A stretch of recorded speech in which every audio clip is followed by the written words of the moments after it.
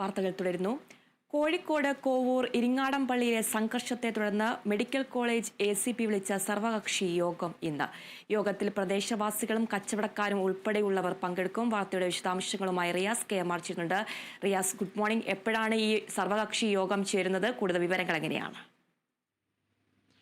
Athira very good morning. ഇന്ന് ഇത് സംബന്ധിച്ച സർവകക്ഷി യോഗം രാവിലെ 11 മണിക്കാണ് ചേരുക. Kozhikode medical college ACP A ഉമേഷാണ് ഇത് സംബന്ധിച്ച് ഒരു യോഗം വിളിച്ചിരിക്കുന്നത്. ആ യോഗത്തിൽ ഈ നാട്ടുകാർ, പ്രദേശവാസികൾ, ഒപ്പം തന്നെ കച്ചവടക്കാർ, മറ്റ് രാഷ്ട്രീയ കക്ഷി പ്രതിനിധികൾ, കൂടാതെ വ്യാപാരി വ്യവസായ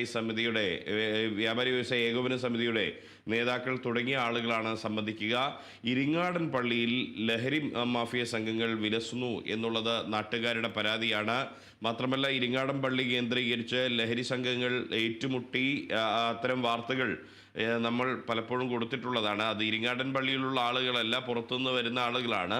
അവർ പലപ്പോഴും ഈ കടകൾക്ക് മുൻപിലുമൊക്കെ വന്ന് രാത്രിയിൽ സംഘർഷങ്ങൾ ഉണ്ടാക്കുന്നതിൻ്റെ പ്രധാന കാരണമായി നാട്ടുകാർ ആരോപിക്കുന്നത് ഈ പുലർച്ചെ വരെ കടകൾ തുറന്നു വയ്ക്കുന്ന ഒരു സാഹചര്യം ഉള്ളതുകൊണ്ടാണ് ഇത്തരത്തിൽ ലഹരി സംഘങ്ങൾ അവിടെ വന്ന് ഇങ്ങനെ സംഘർഷം സൃഷ്ടിക്കുന്നത് എന്നതാണ് നാട്ടുകാരുടെ ഒരു ആരോപണം. എന്നാൽ അതിനും അപ്പുറത്തേക്ക് കച്ചവടക്കാരെ സംബന്ധിച്ച് അവർക്ക് രാത്രി അടച്ചിട്ട് കഴിഞ്ഞാൽ അവരുടെ ഉപജീവനം മുടങ്ങുന്ന സ്ഥിതിയാണ്. എങ്കിൽ കൂടിയും രണ്ടുപേരും ഒത്തൊരുമിച്ച് ചെയ്യേണ്ട ഒരു കാര്യം എന്ന് പറയുന്നത് ലഹരി മാഫിയ സംഘങ്ങളെ നേരിടുക, അതിനെ പ്രതിരോധിക്കുക എന്നുള്ളതാണ്. അതിന് പകരം നമ്മൾ കഴിഞ്ഞ 4 ദിവസമായി ദൗർഭാഗ്യകരമായി കണ്ടുവന്ന ഒരു സംഭവം, ഇരിങ്ങാടൻ പള്ളിയിൽ പ്രദേശവാസികളും കച്ചവടക്കാരും തമ്മിൽ ചേരിതിരിഞ്ഞ് ഏറ്റുമുട്ടുന്ന അല്ലെങ്കിൽ സംഘർഷമുണ്ടാകുന്ന ഒരു സാഹചര്യമായിരുന്നു നമ്മൾ കണ്ടത്.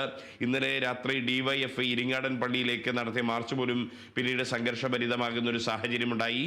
ഈ ഘട്ടത്തിലാണ് Kozhikode medical college ACP A Umesh സർവകക്ഷി യോഗം വിളിച്ചിരിക്കുന്നത്. ഈ ഒരു പ്രദേശത്തുള്ള ഇരിങ്ങാടൻ പള്ളി കേന്ദ്രീകരിച്ച് ലഹരി മാഫിയ സംഘങ്ങൾ വിലസുന്നത് സംബന്ധിച്ച ആരോപണങ്ങൾ, ഒപ്പം തന്നെ അതേ തുടർന്നുള്ള തർക്കങ്ങൾ, ഇതൊക്കെ ചർച്ച ചെയ്യാനാണ് ഇന്നിപ്പോൾ യോഗം വിളിച്ചിരിക്കുന്നത്. അതിര.